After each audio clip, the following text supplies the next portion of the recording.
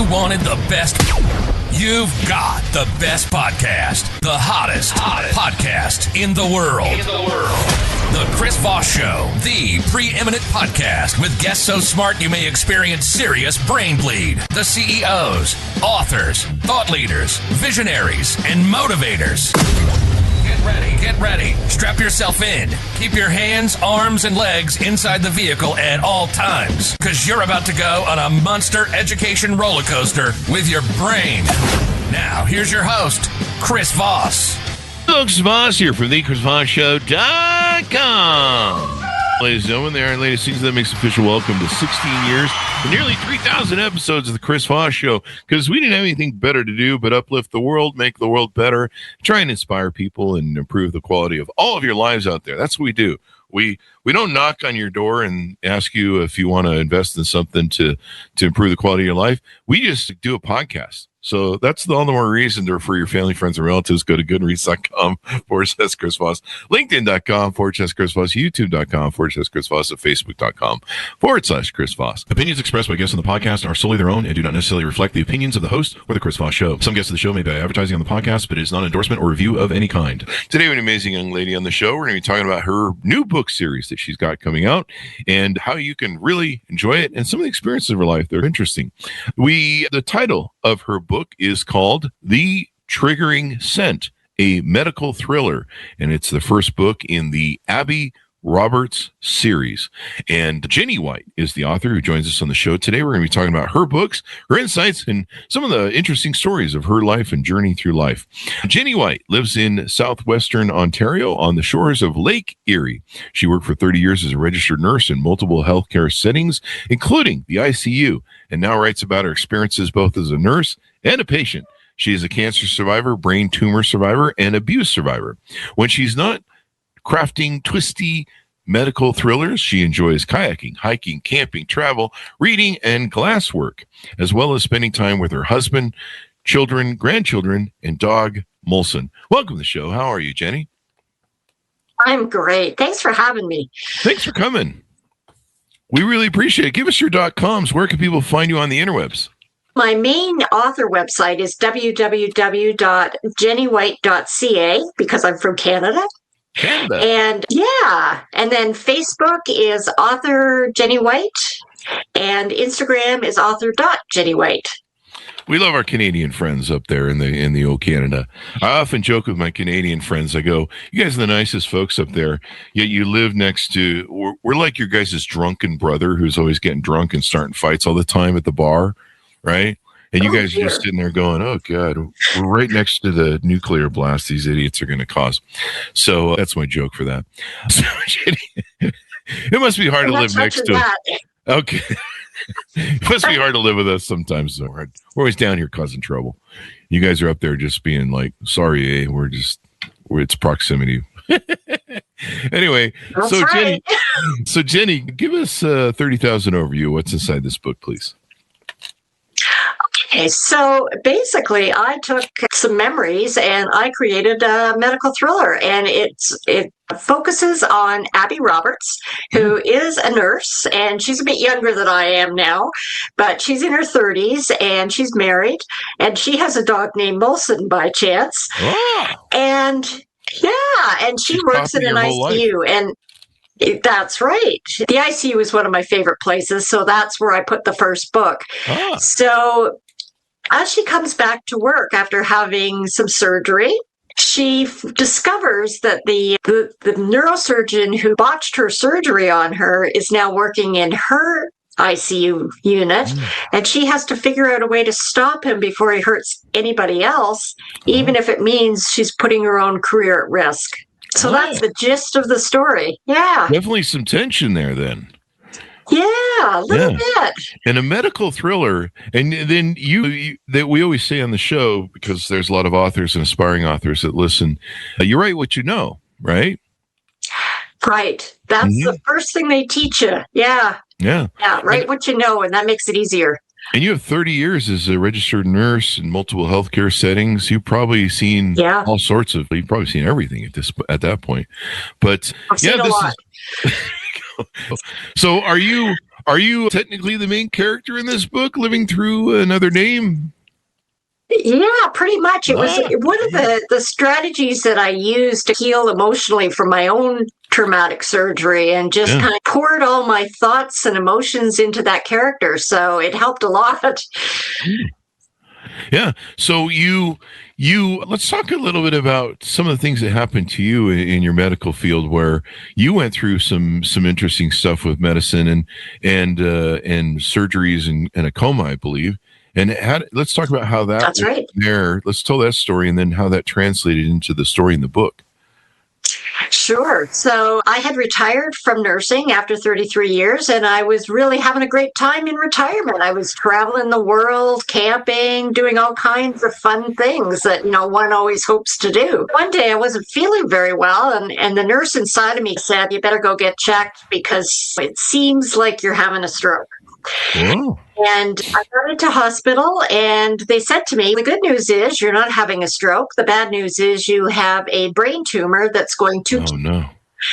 And it was like, whoa, stop. Excuse me? Brain tumor? Seriously? Yeah. So ended up having surgery about a month later, because it was over Christmas when this happened. And I ended up having surgery, had an unexpected coma afterwards, which was quite concerning. Yeah. And when I did wake up, I was first tied to the bed. I realized when I opened my eyes that my hands were restrained, and it turns out that I kept the myth alive that nurses make the worst patients. Oh, wow. Became a terror, and tried ripping all my IV lines out, my stitches. Wow. Everything. So they had to tie me down. The second thing that I realized was that I didn't recognize my husband, who was standing at the end of the bed. And really? That was a problem. Yeah. Yeah. You're like, "Hey, what's that dude doing here?" Yeah. Who is that guy? And then the next thing I realized was that I couldn't speak. I was trying to say things, and just sound was coming out. They kept telling me they couldn't understand me. Really? So there again was a problem. Yeah. And then the time came when they needed to get me out of bed and up walking, because I should have been up walking right after surgery, but clearly couldn't. And I realized I couldn't walk. I actually had to reprogram myself so that I could get my feet to move where I wanted them to move. So that was the journey. As I was recovering, that was where the writing came in. And it was because it was during speech therapy, where I was still having trouble articulating words, that my speech therapist said, "Okay, write it down. Tell me what you're feeling." And so I could write okay. And that kind of was my escape. That was how I started sort of coming out of everything. Yeah. That is a wild story. How long were you in the coma for? I was in the coma for 4 days, apparently. Wow. Of course, for me, it was just like a long nap, but it was quite concerning to the staff. Yeah. Yeah. You're in a coma, and some people don't wake up for years, decades, never. I know. Right. Yeah.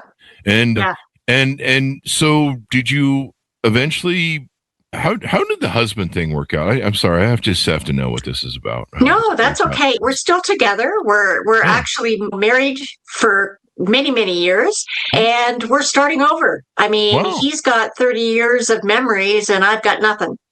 Really? So I'm basically, we're kind of living like roommates at the moment, but we're basically dating and starting over and just trying to reconnect.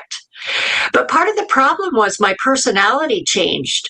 And so the person he knew is not the person that I am today. So we've kind of had to just rework everything and see if it works. But we talk every day. We're committed to giving it a go. Some days are good, some days are not good. Wow. But you just kind of keep trying. This has got to be a challenging thing to have to navigate. They make movies about this, but you're always like, it's just a movie. And, and good for him for sticking in there. Cause I know some of my girlfriends, if they'd woke up from a coma and not recognize me, I'd be like, move all our stuff into storage unit and we're just going to go on like nothing happened. I've been waiting for this forever. This is the easy way out.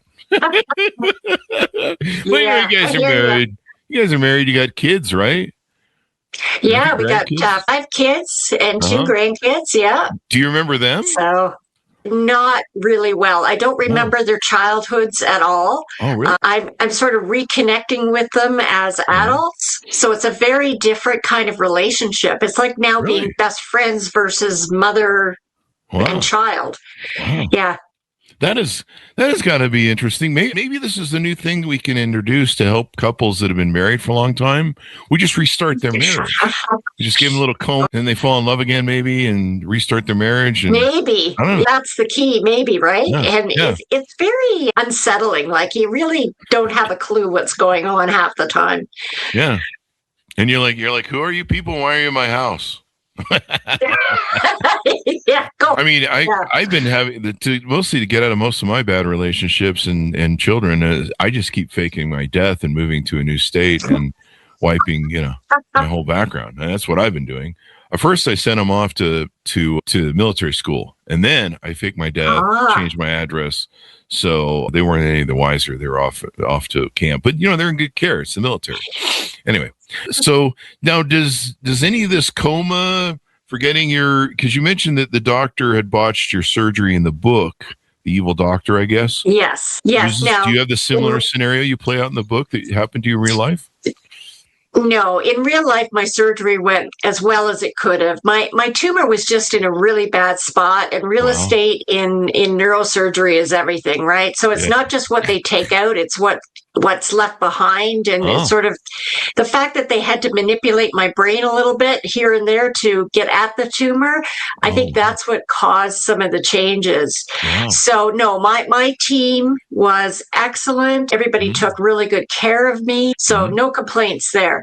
But to add conflict to the story, I did give the physician some challenges, which therefore caused an error during the surgery. So that's kind of added some added levels of conflict. Yeah. I know we have a lot of police officers, detectives, FBI people, CIA people. We've even had some French CIA types on the show, whatever their thing is. I think we've had some from MI6.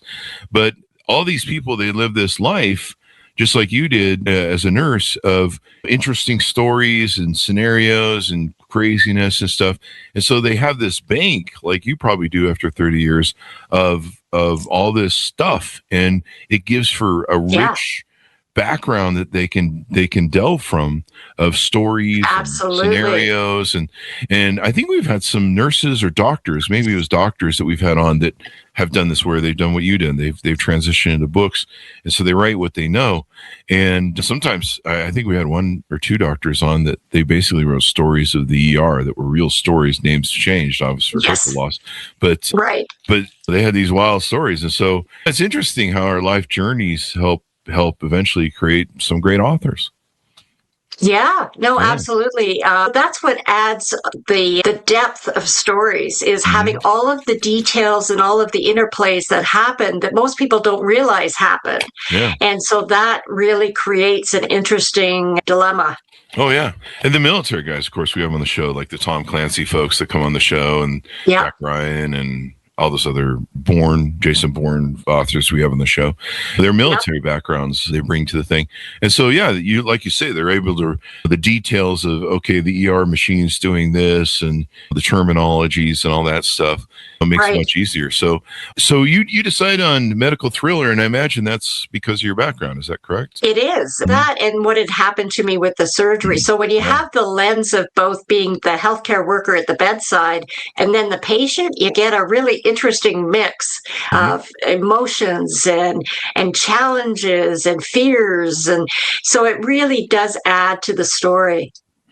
Now, this is the first in a series. What's your plan for the series, this Abbey Roberts series? I'm going to take her as my consistent character, and I'm going to put her in different medical scenarios that I actually experienced. So in book number 2, which is Terror at the Manor, I'm actually putting her into a long-term care home as a director of nursing. And I was a director of nursing. And so I know exactly what happened. And I pulled on stories and experiences that I had.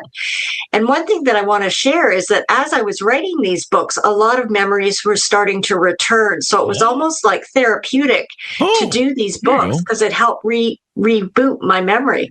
Wow. That's got to be interesting. It's not only writing a book and being an author is cathartic, as it were, and whether you're writing nonfiction or fiction, you tend to dig through those memories and stir them up. So that's definitely a good thing. Now you have a second book that's upcoming, hasn't been released yet. I believe that you mentioned it, Terror at the Manor. Give us insights to that, and when do you plan on releasing that? Okay, so it's in its final review at the editors right now, so it should be out by the end of the year.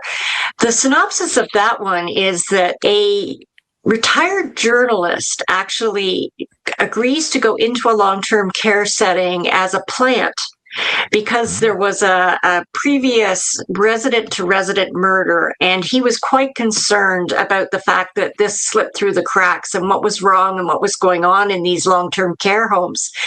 So the reality is residents do sometimes kill other residents because of their dementia or their brain disease, whatever. And so as a director of care, I actually I had that on my watch and I had to deal with it. And so I basically took that story and I put it into that setting. And then I highlighted through his journey of trying to figure out what was happening within the long-term care home, all of some of the other challenges that came about. And Abbey, being the director of care, she has to figure it all out and she has to figure out how to fix it. My sister has been in a care center for 15 years now. She had the disabling end of MS, and now she's the throes of dementia. But the horror stories that go on at these things, and they've gotten really bad down here in America. I don't know what you guys are doing in Canada. Have they? But basically, they used to be all like family owned, and so there was a lot of personal care, and people gave a crap because you could go talk to the owner if you wanted. And then they got bought out by all these corporations. They just corporatized them all. And of course, they bought them out for whatever money, and then they lean out the staff. And it's just horrible. They're trying to get enough workers to work there all the time. And it's a tough job. No one wants to. Changing diapers on an adult isn't fun. But it's wild, the stories that I've heard. I could probably start writing some medical thriller books and stuff. You probably could from the perspective of a family member. Oh yeah, it's crazy. But those will give you a lot of material. You can have like a 50-book series off that, I think. Yes, I could. Do you have a plan for the series? Someone we had on recently said they were planning on 30 books in their series. Some people just do like 3 and then they quit and they move to something else. Do you have a vision for where you're going to take it, or is it just book by book? It is a bit book by book. I'm planning, I think, on 4, but it depends on whether I'm having fun with it. In my second act of life here, I'm choosing what I want to do. And if it's no longer fun, I'm not going to do it. But as long as it is, I'll keep exploring. Like you said, I've got a safe full of ideas in the back of my head somewhere that just need to start coming forward a little bit more at a time. And I can probably keep going for a while. Yeah, this will be interesting. Medical thrillers, I don't think we have a lot of people on that do medical thrillers. I think it's a pretty good niche, but people love thrillers, right? So they do.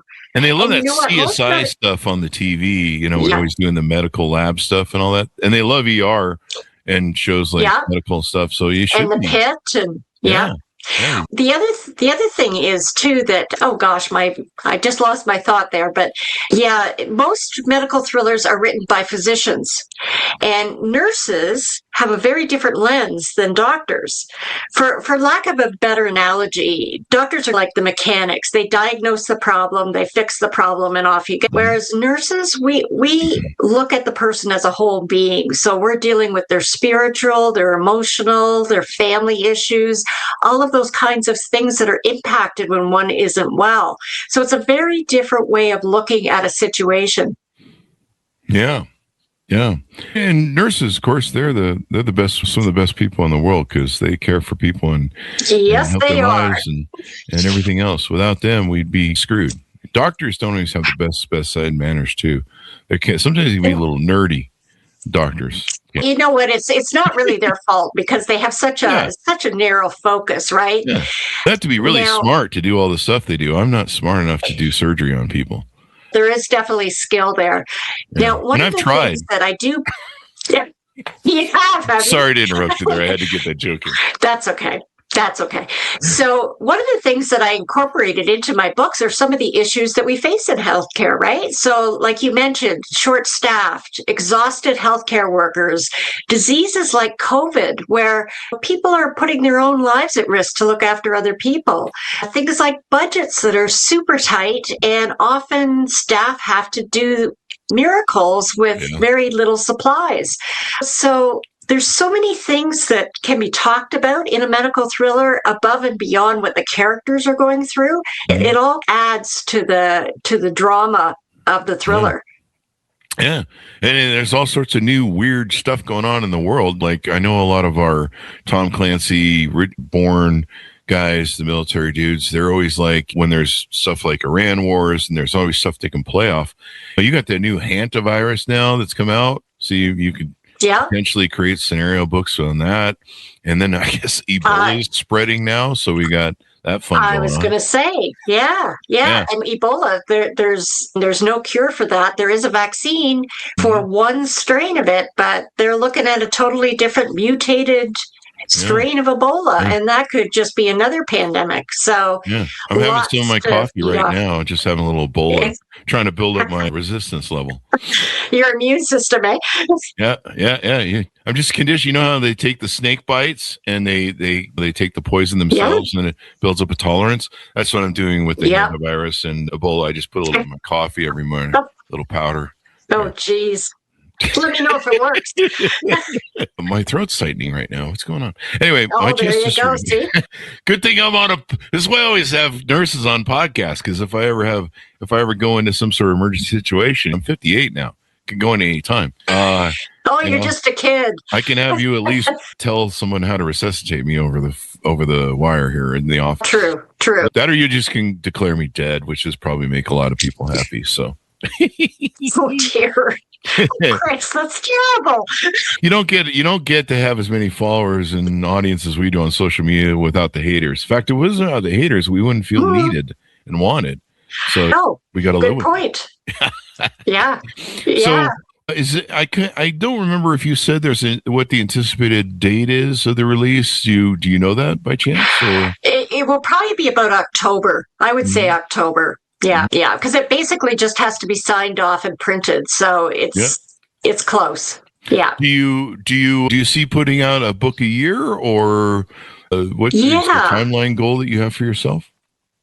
Not a solid goal, but I do have the draft of number 3 happening. So what I find is once I get the meat and potatoes of the storyline, then it actually writes itself. It's really quite easy to write it. Sometimes just getting the right things in the right order sometimes is the struggle. But and I'm far from a perfect writer. I'm doing it for fun. I'm doing it for entertainment. I'm doing it for the fun reasons.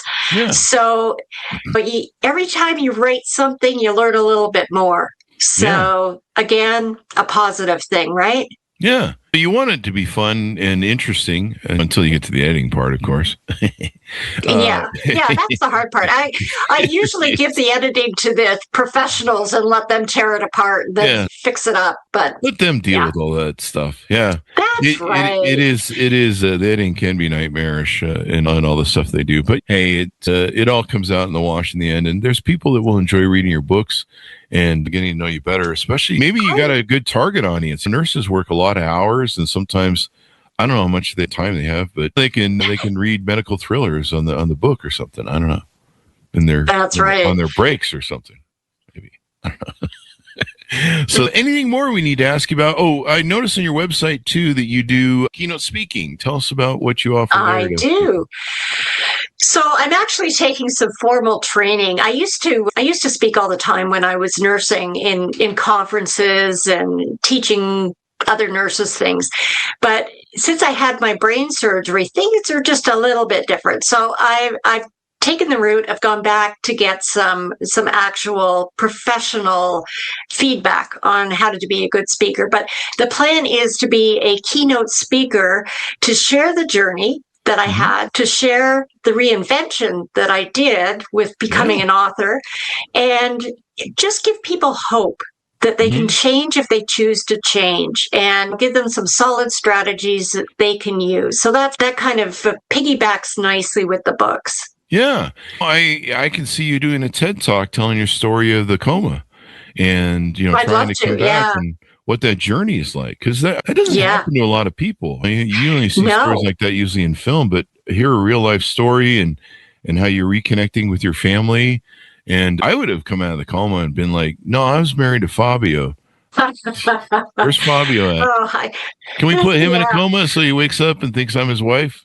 It's funny. I was looking at that guy at the end of the bed, and I was thinking, he's kind of cute. I wonder who he is. I like that guy. I should go out with him. I wouldn't have asked me out. Yeah. He's good. That's good that way. It'd be bad if you didn't, if you're like, who's that ugly guy at the end of the bed? Which I think is what most of my girlfriends would say. Yeah. And then find out. Yeah. Yeah. My girlfriends would wake up and be like, who's that ugly guy at the end of the bed? And they'd be like, that's your husband. And they'd be like, does he have money? Yeah. Oh, okay. That explains everything. Anyway, that's about the only reason anybody could love me. So it's America. Anyway, this has been wonderful. Yeah, I'd love to hear this. I think this would make a great TED Talk. I forgot my life or something. I don't know. They always have to start out with some cliffhanger. And I mean, you got a great story.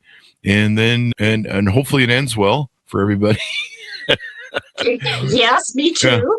Yeah. You call your mom. Hey, Mom, can I borrow some money? You can be like, I don't know who you are. Click. I like this idea. I'm going to fake that I lost my memory if I ever have kids. So then I can be selective in rejecting them. Yes. When they call me and just tell me I love them, I'll be like, oh, I love you too. I remember that. But then when they're like, hey, can I borrow $40? I'm like, who's this again? Breaking up. Which explains why I'm single. Anyway, so thank you very much for coming to the show, Jenny. It's been fun and delightful to have you. And of course, I think this is going to be a great run for you in medical thrillers, because people love thrillers. They love suspense. They love mystery and solving mysteries. And I know how much readers eat this stuff up. And everybody has fear when they go into the hospital, right? Like, oh my God, is this going to work out? Am I going to be okay? So now you've given me a new. Now you've given me a new fear to have when I go into surgery. Yes. I don't know. Maybe it'll be good though. I'll wake up and not recognize anybody. I'll just go do something different. It'll be. I won't have to find death anymore. When you have a blank slate, you can do anything you want to do. So that's the upside of having a coma. The bad side is, of course, trying to sort it all out. But yeah. It sounds like you're working through it. Let me ask you this: do you think you'd be writing books and doing the authorship if it hadn't been for the coma and maybe coming out with a new personality? No, not at all. In fact, I had absolutely no desire to write as a kid or an adult. I wrote professional papers as a nurse, but that was career related, right? Yeah. This is a totally different thing. And I think it's only because they were in my brain playing with it that something got stimulated, and here I am. Wow. Maybe we need to do more of this. We have a lot of people that want to be authors. They're, hey, Chris, how do I become an author? And now I'm just going to tell them, go have a brain tumor and brain around a little works bit. Every time. hopefully yeah, it's. I got to tell you, Chris, it's not a fun experience. I wouldn't recommend it as a way to take a break from life.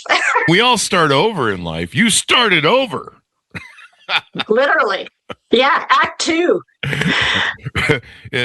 Total Recall. That was the movie with Arnold Schwarzenegger, and you sit in the chair and you get like new memories and stuff. I like this idea.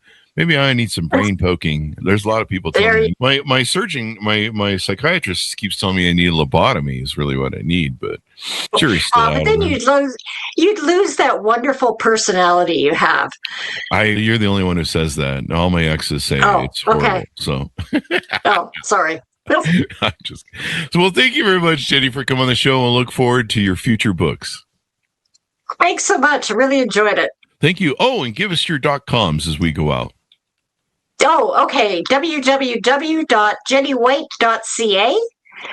And I do have a speaker site as well, which is www.speakerjennywhite.ca. So if you're looking for a keynote address, that's where you go. Hire as a speaker. What a great story and recovery from that story. Yeah. So, and people can check it out on your website there in Canada. I'm going to go see Rush, the Canadian band. Oh, I'm sure cool. you're aware of. I'm going to go see them. The first 3 nights of their tour in the first week of June. And I'm so excited. I was so crushed when Neil Peart died, and I didn't go the last few concerts because I was like, they'll have a big farewell one. I don't feel like going.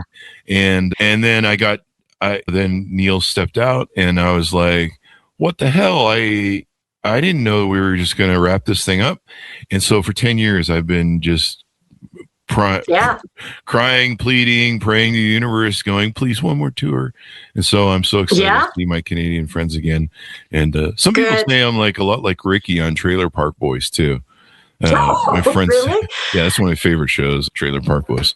So we love all things Canadian. Thank you, A, for coming on the show. A, and folks, order up the book, The Triggering Scent, a medical thriller, the Abbey Roberts series, book 1, out now, and watch for her forthcoming book that you can get on. That's why you want to order this book now, so you can have it read by the time the other one comes out.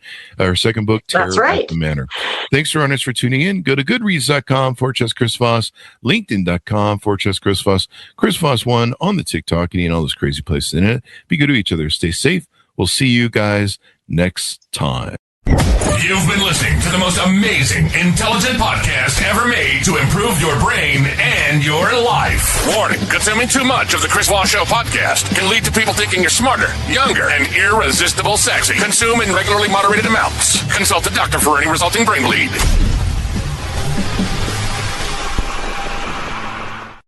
All right, great show, Jenny. Wonderful energy and great stuff.